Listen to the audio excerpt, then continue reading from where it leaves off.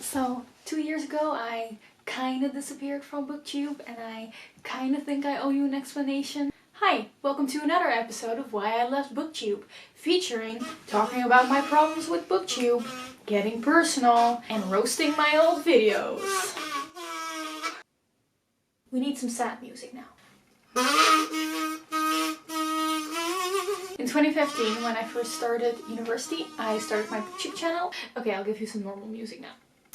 But then in 2017, well, you can see in my upload schedule that I was making less and less videos until summer 2017. I think I just stopped completely. I was just very much done with BookTube, and today I just want to talk about why, because I'm kind of back now. Basically, the reasons that I left BookTube are twofold. First, there's some personal reasons, just to kind of give you an update on my life. And then secondly, there are some problems that I have that specifically have to do with BookTube as a whole.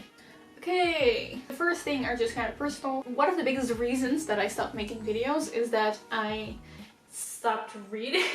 And obviously if you don't read any books, it's kind of difficult to make videos about them. But why did I stop reading, you may ask? Basically, I was studying a lot. I'm at university, and when I spend the entire day reading textbooks, I really don't feel like reading in my free time. When I'm in a reading slump and I really don't feel like reading, I just don't read. I do think there's this weird idea that somehow watching Netflix or movies or something is subpar to reading, even though in both cases you're just consuming media. So when I'm not reading and instead doing some other entertainment thing, I think that's fine. Like, I'm not gonna force myself to read. If you're reading books, you really feel like you're making progress, you know, you can take off those books on Goodreads, and if you just spend like the same amount of time watching YouTube, it feels like you haven't achieved anything.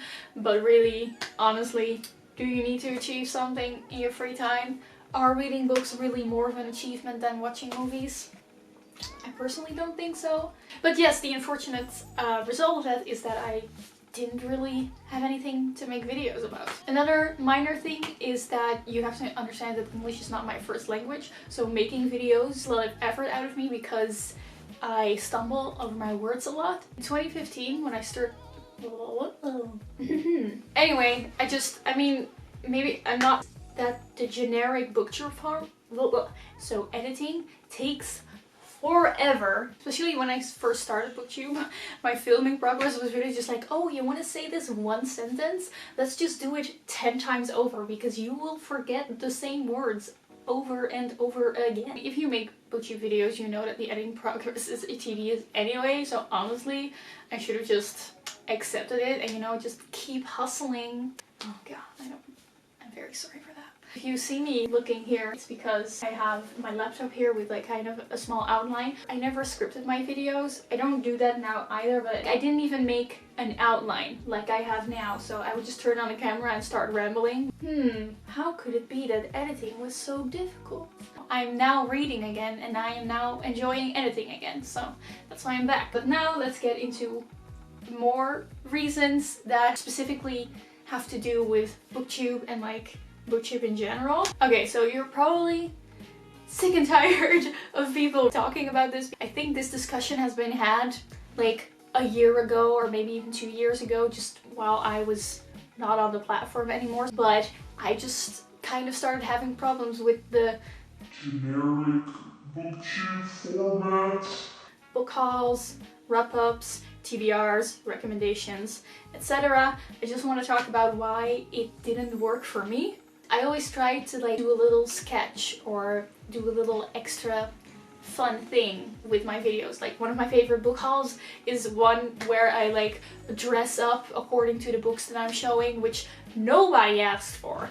Honestly, it was unnecessary, but I just wanted to do that. But I also felt like if I wanted to be a real booktuber, I had to make, you know, the general booktube videos. I'm not trying to imply here that putting more different creative things into your videos is somehow better than normal sit-down videos. That's not the case, because obviously giving your own opinion in every single video, in all your reviews, that already makes a video original. But what I'm trying to say here is that it's like my personal hobby to do things with video and do something creative visually. Sometimes I didn't really know how to combine that with being a booktuber. and making booktube videos. So I tried to inject them into the generic booktube videos, but I didn't really always know how, and oftentimes it really took a lot more effort than what I got out of it. I do really appreciate it every time some of you comment on the fact that you really enjoy my more creative videos, because that really makes me feel that what I'm doing is something that people actually enjoy watching. I did kind of start thinking to myself like, oh no, you know, am I making content that people like? There's so many booktubers. I just kind of caught up in this idea of, you know, why would anyone watch my channel? Like, if there's hundreds of other amazing booktubers who do the exact same thing as I do, why would anyone watch my channel? And I got a little caught up in that idea that I really needed to do different things. There's this kind of contrast on booktube between, on the one, well, at least 2 years ago, because it's changed now, but 2 years ago I really felt like there was this kind of juxtaposition between, on the one hand, wanting to stand out because every booktube channel appears as if it's the same, and on the other hand, wanting to make the same videos as everyone else is making because that's how you get engagement and can interact with people. I mean, it's really great to see that now 2 years later this problem is not really a thing anymore, because there are tons of booktubers who make different videos, and then there are also tons of booktubers who do who do the generic thing, and that's completely fine and everyone loves it. But yeah, I think I left booktube right at that time where that discussion was becoming a thing and more people started kind of having problems with it. So I'm like super late to the party, and I'm here talking about a problem that everyone has already forgotten about, but I don't know, just want to mention it.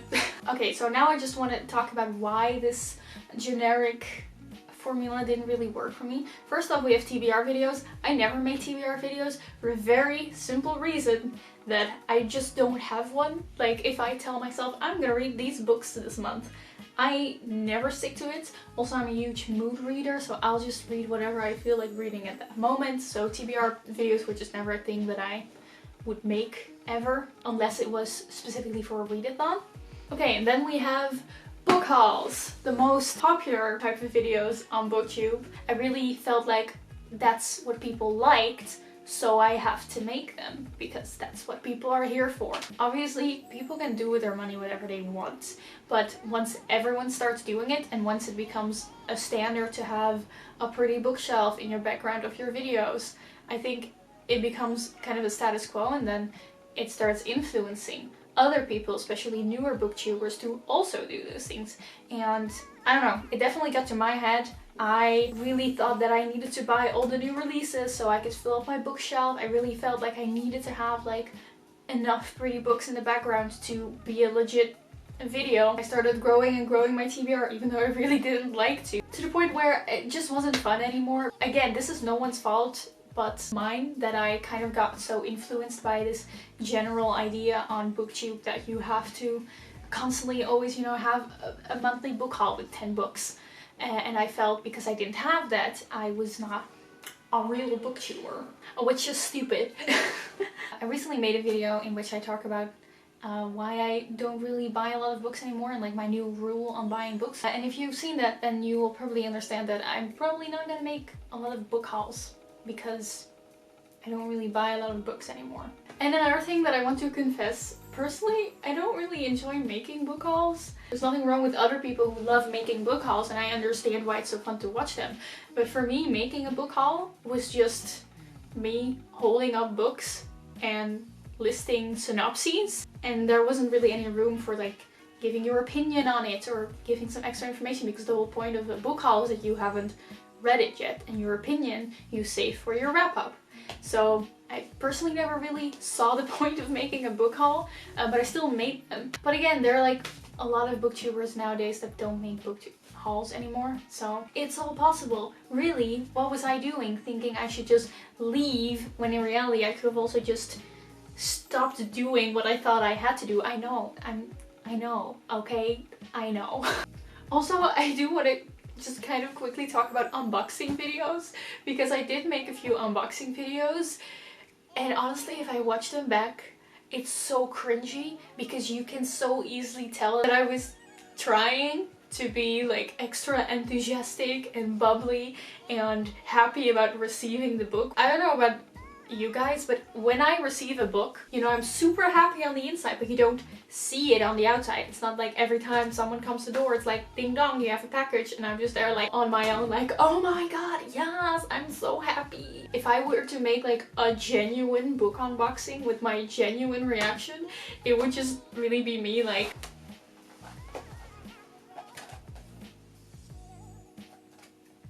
Cool. This, by the way, is not shade to any booktuber who is very naturally enthusiastic in hauls or unboxings. Some people just naturally are very enthusiastic, and I do love watching those videos as well because they make me very happy. It's just that I am not naturally outwardly enthusiastic when it comes to hauls and unboxings, but I thought that I had to be like that because otherwise people wouldn't like the video or something.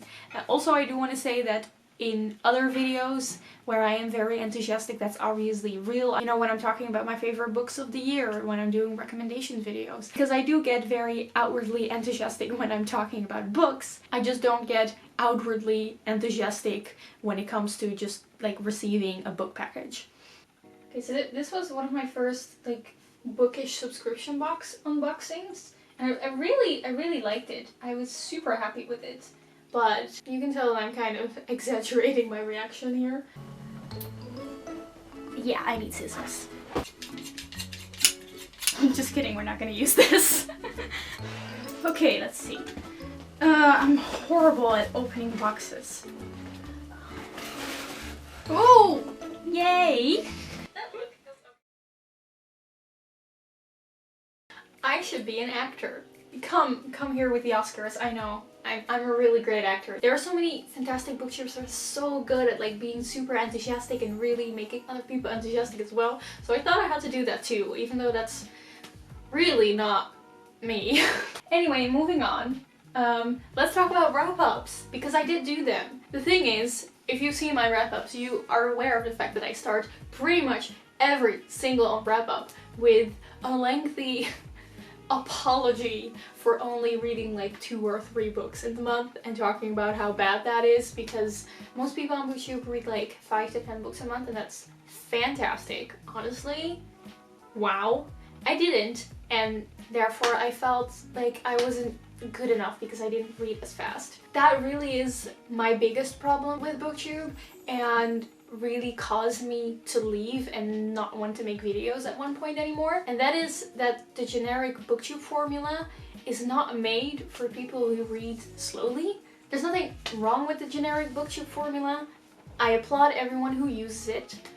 But if you read slow like I do, at one point you're just gonna run out of content. I stopped enjoying making videos because I kept repeating myself over and over again. At one point I really felt like I was just talking about the same books every single time, and no one commented on this. I really don't know if anyone thought this was a problem, but I noticed it, and I realized that I didn't really enjoy talking about the Wrath and the Dawn and Vicious in every single video that I was making. If I read slowly, I also don't buy as many books, so it take a lot longer for me to make a book haul video, which makes it so that every one of my book hauls is full of books that I've already mentioned in my wrap-up.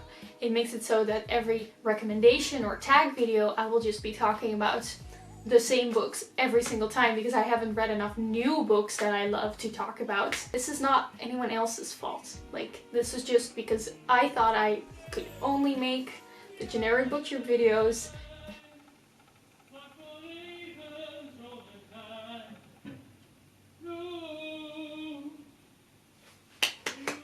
It just didn't work because I'm a slow reader, and it doesn't work for slow readers. And it worked out the first year of BookTube because I had a lot of books that I had read before I started BookTube that I could just talk about in my other videos. So I had like kind of like a backup pool, you know, if I ran out of books to talk about that I talked about in all my wrap-ups, I could just talk about a book that I read before I started my BookTube channel. But at one point I ran out of that pool, and I really noticed it, that I didn't have any other books to talk about other than the 2 books that I just read in my last wrap-up, you know? So that didn't work, and I made the stupid decision to just not make videos anymore instead of do something else. Again, we can see, I don't know why I did that. Right now, 2 years later, there are so many great booktubers who also don't read very fast and they make a lot of great videos. You might think, well, Leonie, isn't the easiest solution to this problem to just make review videos about one single book at a time? And there, you are right, my friend. The thing is that I was really bad at reviews. First of all, like I said, English is my second language, so I was not eloquent at all. I was just ranting about the story. If I look at my wrap-ups, half of the time it's just me giving synopses on the book, and then the other half of the time it's just me saying empty statements like, the plot was action-packed and the characters were complex. Okay, let's go. So we're gonna look at my December wrap-up. Now, you may have noticed it's been quite a while since I've uploaded a wrap-up. That is because for a good 2, maybe 3 months, I didn't read a single thing. Foreshadowing. Okay, so basically I just spent an entire minute giving a synopsis. Let's see how I actually do with the review. Little bit of criticism that I felt like it is a little bit predictable at times, and sometimes the characters are just a little bit too much a stereotype of themselves. Like, I feel like sometimes the characters could be a little bit more nuanced. I don't know, maybe I'm being too harsh on myself, but I really feel like if I look at my old reviews, I just think to myself, what does this say? Why are these characters stereotypes of themselves? What could have been more nuanced? Maybe give an example. I don't know, I feel like I'm saying empty words here. But yeah, overall, I really like this series and I really want more people to read it because it's so great. So I spent an entire minute talking about the synopsis and then only spent 40 seconds giving my opinion on the thing. Let's look at another one. My May wrap-up. That's one of my favorites, I think. I really like that one. But let's see how I did on the reviews. I also really appreciated the twist on the Chosen One story that this book had. The negative thing about this book that I can say is that the characters are not very complex. Oh, there we have it. Like, just watch BookTube and then take a shot every time someone says about the characters that they were or weren't complex, and then just leaves it at that. No further explanation. What I loved the most about this book were all the different characters. You get to see some people who work at the Circus Mirandas. You follow Micah and his friend. You also jump back in time to when his grandfather was a little kid. But why did I like the characters? I don't explain this. I just say I liked all these characters. These and these characters. They were really cool. But why? Explain! So aside from the Oscars, I think I also deserve the Nobel Prize for eloquency. That doesn't exist. And I don't think the word eloquency exists. Which proves my point. I gave it 4 stars, but beware, your childhood will be ruined.